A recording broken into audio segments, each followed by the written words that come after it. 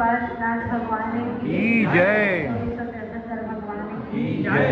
आचार्य गुरुदेव श्री विद्यासागर जी महाराज की जय। आचार्य श्री समय सागर जी महाराज की जय। सिद्ध चक्र महामंडल विधान की जय।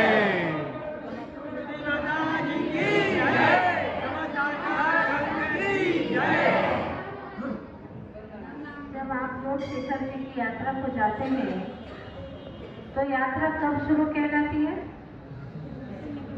जब घर से निकलते हैं तब। और यात्रा कब पूरी कहलाती है? जब घर पे आ जाते हैं तब। बिल्कुल ऐसी ही घटना आज यहाँ पर घटित हो रही है। चातुर्मास की यात्रा शुरू हुई थी मुरार से और पूर्णता भी हो रही है मुरार।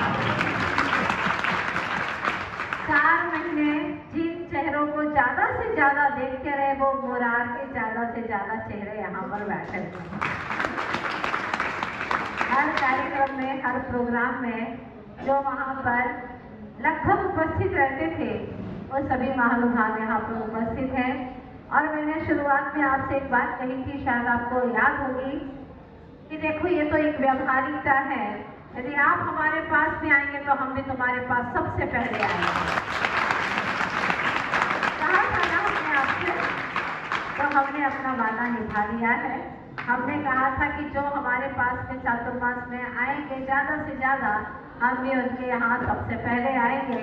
तो मैंने देखा है मुरार के महानुभाव तन से, मन से, धन से, हर तरह से चातुर्मास में पूरी तरह से लग गए। खाली चातुर्मास ही नहीं, कई सालों से लगे हुए थे, पूरे चातुर्मास में लगे रहे और उन्हीं के कर्मठ पुरुषार्थ के कारण से आज पूरे ग्वालियर के लोगों को धर्म लाभ प्राप्त हुआ।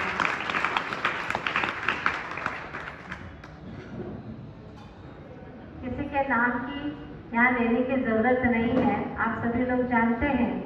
पूरे बिहार में भी साथ रहे, कई सालों से लगे हुए थे। और जब आते तो मुझे लगता था ये लोग तो ऐसे बोलते रहते जैसे सभी गांव के लोग बोलते हैं ना, माता जी हमारे यहाँ चलना है, चलना है, चलना है। तो मैंने कभी गौर नहीं किया कि इनका पुण्य भी इतना प्रबल हो सकता है।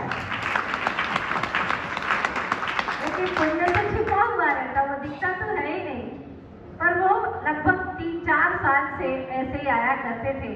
और लगभग कितनी बार आ रहे भैया? बोलो बड़े खबर 40 बार।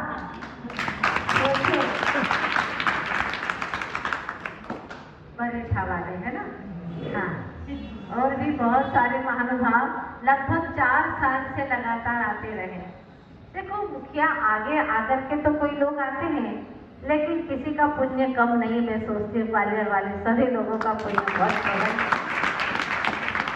जितना हो सके उतना उन्होंने नियम संकल्प लेकर के अपने जीवन को आगे बढ़ाने का पुरुषार्थ किया और हमने अपना व्यवहार निभा लिया। और सबसे पहले चातुर्मास पूर्ण करते ही हम लोग आए तो पहले मुरार में आए। भावना भाई भी कुछ लोगों ने कि हमें सिद्ध चक्र महामंडल विधान करना है, अपना पर्सनल करना चाहते थे बड़े धूमधाम से। हाँ, लेकिन कमेटी के लोग आए, उन्होंने कहा कि हमें भी करना है। तो हमेशा समाज की बहुमत की जीत हुआ करती है। समाज के लोगों ने भावना भाई और आज सिद्ध चक्र महामंडल विधान के निमित्त से आज यहाँ पर पूरे संघ का आगमन हुआ है। जैसे सूरज निकलता है तो किसी एक को प्रकाश नहीं देता, भले कोई एक प्रार्थना करता है जल्दी सूरज आ जाए, जल्दी सूरज आ जाए, और ठंडी लग रही है जल्दी सूरज आ जाए, उसकी प्रार्थना अकेले की हो सकती है, लेकिन प्रकाश तो सबके लिए होता है। गंगा बहती है, गंगा बहती है, भले कोई एक आध प्रार्थना कर सकता है कि हमारे नगर से भी गंगा बहे, और जब गंगा बहती है तो पूरे नगर के लोगों का मन निर्मल होता है, तन निर्मल होता है, सभी की अपनी अंदर की धुलाई शुरू हो जाती है। बस ऐसा ही हुआ यहाँ पर जो कई लोग, जितने भी लोग आते हैं यही कहते हैं कि माता जी जो सोचा नहीं था वो हमारे चातुर्मास में आना चाहिए। गर्भवस्था से लोग मैंने देखा है, कई तो ऐसे भी रहे जो 2-2 बजे तक रात्रि जागरण करते रहे, क्योंकि प्रातः काल कार्यक्रम है। लोगों को कैसे हम मैनेज करेंगे, उनको कैसे सुविधाएं दे पाएंगे, रात रात भर मेहनत करते रहे, पर लक्ष्य एक था कि सभी को धर्म लाभ मिले। जो इस तरह की भावना करते हैं, ग्रंथ में लिखा है कि ऐसे महानुभाव जो आज गुरुओं की सेवा में बिल्कुल तत्पर रहे हैं हर तरह से, और लक्ष्य मात्र रहा अपनी कीर्ति बढ़ाई का नहीं, अपने यश का लक्ष्य नहीं रहा, लक्ष्य रहा लोगों को सबको धर्म लाभ मिले। तो ग्रंथ ऐसे महान पुण्यात्मा जीवों के लिए लिखते हैं कि ऐसे जीव जो आज गुरु की सेवा में है, कल नियम से तीर्थंकर प्रभु के समम शरण में जाएंगे और आगे आगे जाकर के उनको बैठने का अवसर प्राप्त होगा। आज प्रवचन तो करना नहीं है हमें, क्योंकि प्रवचन की श्रृंखला कल से शुरू होगी। जैसे कि अक्रक पुण्य की श्रृंखला में आप लोगों ने 8 दिन तक सुना था ना, तकदीर से लड़ाई, ये कहानी है जी आगम पुराण। बस ऐसी श्रृंखला कल से शुरू हो जाएगी। बहुत पवित्र दिन है, अष्टमी का महापर्व का ऐतिहासिक दिन है। जो कर्म कभी नहीं करते वो ग्रंथ लिखते हैं, और हमारे गुरुदेव ने अपने मुख से कहा, सारे जीवन के विधान एक तरफ, और अगर गुरुओं का समागम मिले और अष्टमी का महापर्व हो तो कभी मत छोड़ना, सारे काम छोड़ देना, पर सिद्ध चक्र महामंडल विधान मत छोड़ना, क्योंकि जो कर्म कहीं नहीं करते वो अष्टमी का महापर्व में गुरुजनों के सानिध्य में सिद्ध चक्र महामंडल विधान से नियम से वो पाप कट जाते हैं। इसलिए आप सभी लोग बिल्कुल तत्पर हो जाना। जिन्होंने नाम नहीं भी लिखाया हो तो आज लिखा देना। प्रातः काल है, वैसे भी शरीर के काम में लगे रहते हैं।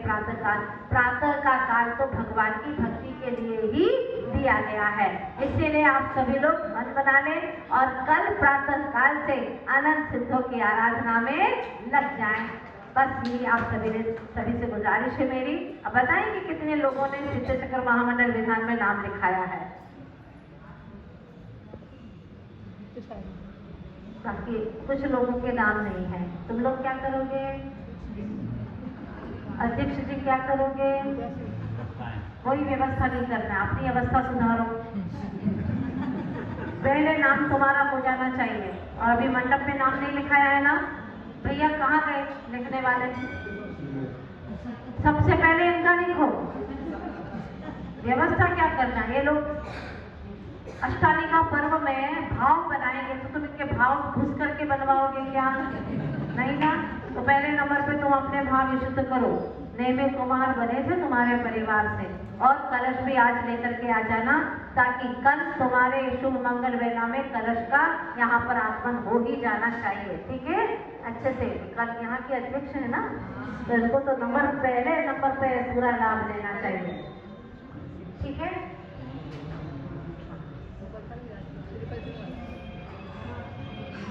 चलेगा। और भी जो महानुभाव ने किसने नाम नहीं लिखाया अभी? देखो कुछ ऐसे भी पुण्यशाली थे, तीव्र पुण्यशाली। आपको पता है कि श्रीपाद मेधा सुंदरी में नाम था जिनका, हाँ, लेकिन गर्भ क्या दुर्दशा कर सकता है, कितना पुण्य छीन सकता है, कुछ कहा नहीं जा सकता। इतनी उत्तम भावना थी इनकी, लेकिन क्या हो गया? विघ्न बाधा आ गई। अब 13 दिन है ना भैया, अब कुछ नहीं कर सकते। इसलिए कह रहे हैं, अगर थोड़ा सा भी ऐसी कोई आड़ अंतराय नहीं है तो नाम लिखा लो, पता नहीं अवसर दोबारा मिले ना मिले। और जो लोग अभी मात्र